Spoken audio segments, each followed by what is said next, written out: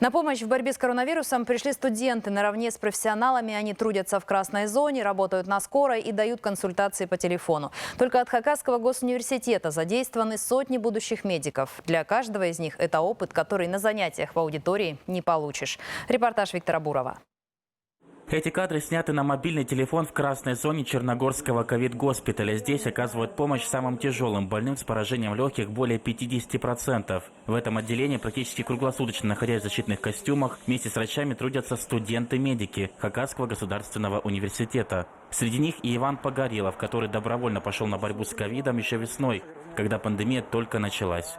Иван сам недавно переболел коронавирусом и не понаслышке знает, что это за инфекция. На самом деле вклад очень большой, потому что я знаю очень многих ребят с института. У меня реанимация вот в этой больнице полностью практически состоит сейчас из одногруппников на 4-м этаже. Там вообще адский труд. Они работают круглыми сутками. 19 студентов ХГУ сегодня помогают врачам Абаканской станции скорой помощи. Будущие врачи принимают звонки в диспетчерской и выезжают на вызовы. Ответственность колоссальная.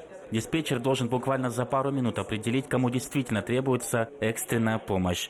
А от того, насколько правильно будет поставлен диагноз при осмотре, зависит жизнь пациента. Но студенты справляются с работой ничуть не хуже, чем их опытные коллеги. Хотел бы выразить сразу благодарность ректору Хакасского государственного университета Красновой Татьяне Григорьевне. Лично с ней общался, она поняла проблему и сразу же откликнулась на данную проблему. Все друг друга услышали и приступили сразу же, практически в этот же день после переговоров к работе. Здравствуйте, единый центр по вопросам COVID-19, слушаю.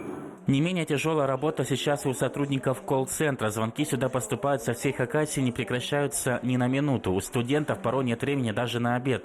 Нужно не только оказать звонящим информационную помощь, но и поддержать психологически. С коронавирусом люди сталкиваются впервые, поэтому у многих возникает самая настоящая паника. Естественно, у людей напряжение, они нервничают.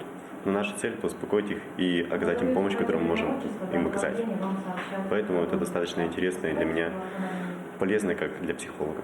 Руководство университета, безусловно, поддерживает желание студентов помогать врачам и жителям республики в столь тяжелое время, но при этом учеба не должна уходить на второй план. Студенты, которые трудоустраиваются, мы их переводим на индивидуальный график посещения занятий и начинаем сочетать в основном дистанционные лекции и те практические занятия, которые им надо пройти, мы их по графику переносим на более удобное для них время.